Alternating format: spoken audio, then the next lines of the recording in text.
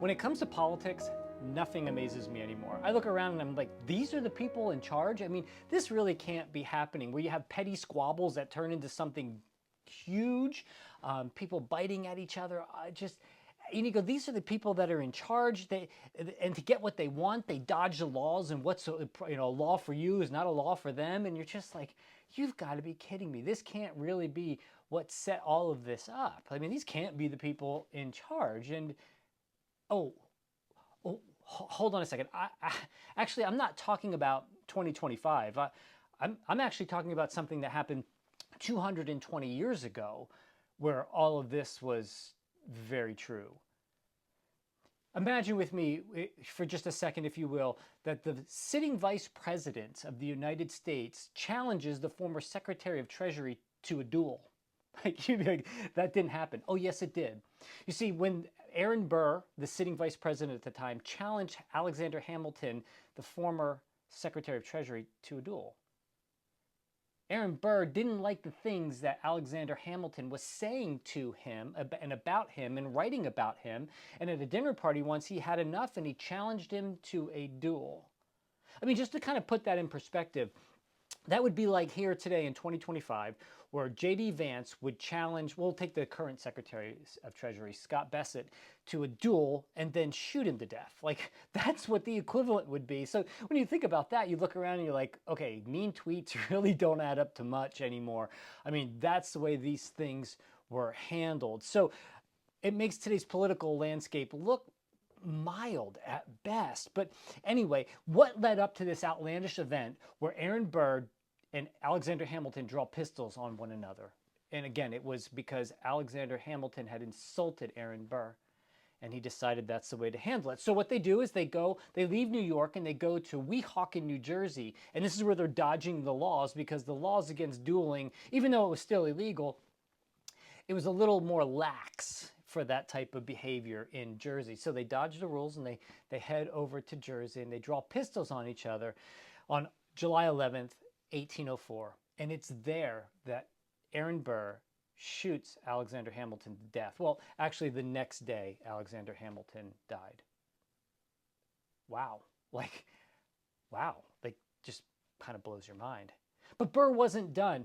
He was tried for murder there and found innocent or not guilty on a technicality. But then he was tried for treason in 1807. I mean, this guy's just got this thing in him, right? For a failed armed conspiracy against the United States to draw up a new independent nation in the southern western part of our country and join up with Spain and have a revolution.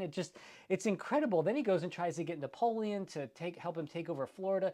I mean, the guy's just off the rails. And ultimately, this is the end of Aaron Burr's legacy. As a matter of fact, you may not even know who he is if you know his name at all. And Alexander Hamilton, on the other end, he's on our $10 bill. Not that that's relevant or anything, but Aaron Burr to you may not even be a name you recognize. Aaron Burr's life went off the rails because he was all about revenge. He had to get even with Alexander Hamilton. Revenge is sweet, they say. I wonder if Burr would feel that way today, if he could look back over 220 years and see what his life became. Maybe not. You see, this desire to get even isn't just in politicians. It isn't just in Americans. It isn't just 220 years ago or even today. This is a human condition where someone wrongs you, you're like, yep, I'm going to even that score. We're going to get this thing right. And I know this is universal because it's happened to me. It's probably happened to you where you've treated people poorly because they've treated you poorly. And it's exactly what David intended on doing to Nabal. Now, if you watched last video, you know that we were talking about Nabal, David, and Abigail, and how those three lives came together in 1 Samuel chapter 25. And what happens in this, we'll just give you a quick recap, is David and his warriors protect Nabal's shepherds, and he keeps them safe and doesn't steal from them. And he's like, David says to Nabal, hey, I was really pretty good to you. I just need some supplies for my men. Would you help us with that? And Nabal sends back terrible things and says, I'm not doing that. And so David gave him good, and Nabal returns evil for it. And David has a plan now. He returned evil for my good. I'm going to return evil for evil. And so this is where we're going to pick up today. We're just going to jump from different portions of Scripture in 1 Samuel chapter 25. So if you're ready, here we go. 1 Samuel 25, 12 and 13 say, David's men turned around and went back. That's after hearing from Nabal. When they arrived, they reported every word David had said to his men. Each of you strap on your sword. So they did, and David strapped on his as well. About 400 men went up with David, and 200 men stayed with the supplies. Then Abigail intercedes, and we'll follow up with her next week in verses 20 and 22. As she came riding her donkey into a mountain ravine, there where David and his men were descending toward her, and she met them. David had just said, "It's been useless, all my watching over this fellow's property in the wilderness, so that nothing of his was missing. He paid me back evil for good. May God deal with David, be it ever so severely, if by morning I leave alive one male of all who belong to him." And then verses 32 and 34. David said to Abigail, "Praise be to the Lord, the God of Israel, who has sent you to me today. May you be blessed for your good judgment and for keeping me from bloodshed this day and from avenging myself with my own hands. Otherwise, as surely as the Lord, the God of Israel lives, who has kept me from harming you, if you had not come quickly to meet me, not one male belonging to Nabal would be left alive by daybreak." So you get it. You see what happens here. David gets 400 men. They strap on their swords. They're on their way to cause bloodshed. And then he swears he's going to kill all of Nabal's males. And finally, his goal was to avenge himself with his own hands. That's what he is set to do. You see, Nabal had returned evil for David's good, and now David's response to that evil is to return evil for evil. And yes, Nabal had wronged David. I'm not going to argue that. That's definitive. And David's respond in kind is to respond with evil for evil. And in my opinion, I believe, and you could push back on this. You might say, well, that's not me, or I don't really know anybody like that. But culturally, humanly, this seems to be who we are. That if you're wronged, you're going to wrong somebody back. That's just what you're going to do. In my opinion, this is the human condition. And the reason it's just my opinion is because I look around, that's what I see. And it was my own life for a good portion of it. Until I met Jesus, this is exactly the way I live my life. You wrong me, I'm going to get you back. You wrong me, I'm going to even the score. And I would make it my mission to make sure if you wronged me that I wronged you evenly. No doubt about that. This was my heart. This was my way of life. Matter of fact, I would be proud when I would even the score. I felt good about myself. I would boast about paying people back evil for evil. I wore it as some sort of twisted badge of honor. Like, oh yeah, I got them back. That's messed up. Before I met Christ, that was me. And then this transformation happens. It's evil for evil, and it does no one any good. Or we call it eye for eye, or maybe we call it more accurately, getting even. And my guess is you've been there, where you've wanted to get even with somebody that has wronged you, or you're wrongly treated. And I can sympathize with David. I mean, he was good to Nabal, and Nabal responded to him with evil. I can sympathize with David. I mean, he's a good guy. He's wrongfully treated. Making Nabal pay feels like justice, doesn't it? A little bit. Or maybe it feels like it's like restoring balance. Like he was wrong, so he wrongs him back, and then that makes everything better. But that's simply not true, and here's why. On the most base level of returning evil for evil, the problem with getting even with somebody that has wronged you is if you get even by doing what they did to you, you just lowered yourself to their position. That's why it's called getting even. Like you can be in a good position, you can be even, I'll use the word righteous, you can be doing what is right, and this person comes along and wrongs you, and you get even, you stoop down to their level. That's why we call it getting even, but it's not getting even the right way. I mean, if someone's been wrong to you, then you stoop down to their level to even the score. Then you left the position of some degree of right and good. And that's what David's doing. David was good to Nabal, and he's leaving that position to go and even the score. That's the problem with evil for evil. It makes you just like them. Matter of fact, the very person that you judged as a wrongdoer becomes you. You become just like them. It's one problem with returning evil for evil. You become just like them. Or when you're determined to repay evil for evil, it's an exhausting way to live.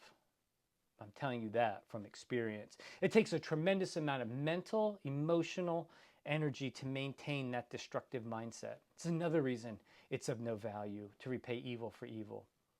And it continues. When you repay evil for evil, you lose sight of your own goals and your own desires because it's about evening the score. Your life becomes about somebody else's decisions. Or you can even take that even further where it's worse yet, where you live a life, if you live a life driven by evil for evil, then that means somebody else controls you. You're not even in control of your own life. Someone else determines how your day goes, your week goes, or the very rest of your life goes. And when you're bent on evening the score, that's the way you live your life, and somebody else is calling the shots.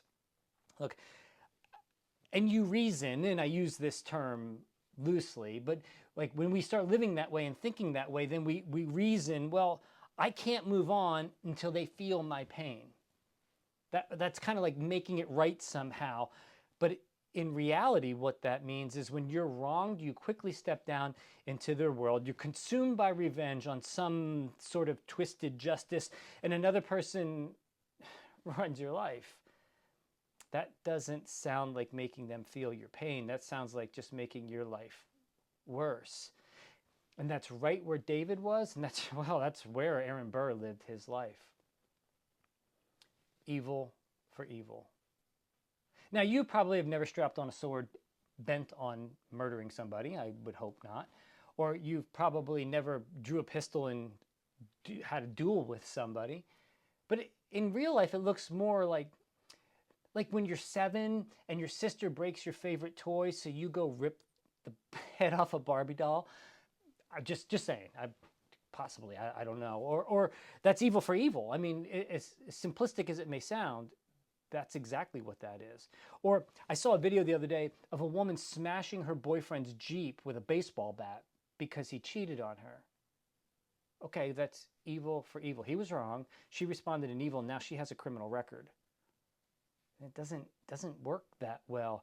Or you hold a grudge against somebody because you disagree politically and they said some nasty things about your political side, and now you're going to go back and make sure you say nasty things about their political side, and it's evil for evil. It only brings more tension. Or here's another example of evil for evil. Your spouse goes and spends money that you all don't have and puts you in debt. So you're like, you know what? They did it, I'm going to do it. And you go and spend the same amount of money and put yourself doubly in debt. That's what evil for evil does. Nobody wins. Or your coworker who threw you under the bus in front of the boss, and now you, behind the scenes, make subtle disparaging comments about them. That's all evil for evil. And I have to tell you this, and if you've been there, you know this. It doesn't bring balance. It actually makes things worse. That was the road David was on. He says, strap on your sword. They're going to go slaughter. Or no male alive till daybreak. That's the way this is all going to go down. That's evil for evil. And that would have been the outcome. The outcome would be disastrous for all involved. Ask Aaron Burr. Or let's just ask David, because David sees that. After he has an interaction with Abigail, he's like, oh, that would have been a mess. Verse 33, he tells it to us this way.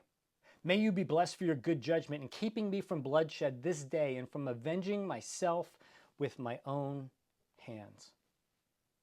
David then is grateful that he didn't make that choice to go and slaughter Nabal's family. And he makes that even clearer in verse 39. When David heard that Nabal was dead, he said, praise be to the Lord who has upheld my cause against Nabal for treating me with contempt. He has kept his servant from doing wrong and has brought Nabal's wrongdoing on his own head. In other words, with Abigail's wisdom, David's eyes were opened up and he's like, oh, evil for evil is not a good thing. Evening the score makes me like them. It makes my life worse. My life becomes about their decisions then. And it's what you and I must learn to do. Let God right the wrongs. And we'll talk a little bit more about that next week when we look at Abigail. But for now, I want you to listen to what Peter says about this very thing. Thousands of years later, Peter says this about even, well, specific to anybody planning on returning evil for evil. 1 Peter chapter 3, verses 8 and 9. Finally, all of you be like-minded, be sympathetic, love one another, be compassionate and humble. Do not repay evil with evil or insult with insult. On the contrary, repay evil with blessing, because to this you were called, so that you may inherit a blessing. Look, I'll make this very simple. Evil for evil blocks God's blessing in your life. That's the way Peter tells it to us. David got that too when he's like, God, you have kept me from bloodshed. And so we have to just pause here for a minute and not talk about David anymore, or Aaron Burr, or anybody else that may have come to your mind, but about you, about me. Are you consumed with getting even? Are you pulling heads off Barbie dolls? Probably not. Are you subtly disparaging someone? Are you playing petty games with your spouse or your sibling or your coworkers, whatever it may be? David, through Abigail's wisdom, saw the fruitlessness of evil for evil. And are you ready to abandon evil for evil mindset that controls you and, well, as Peter tells us, keeps God's blessing a distance from you? It's being withheld because you're living outside of His will for your life. So today, the situation that someone has wronged you, do not repay evil for evil. It never turns out well for you. It doesn't turn out well for them. It consumes your life. It lowers you to their level. We're to live above that. Next week we'll discover, our next video we'll discover and see how Abigail reveals that in her wisdom and strength that is guided by a godly spirit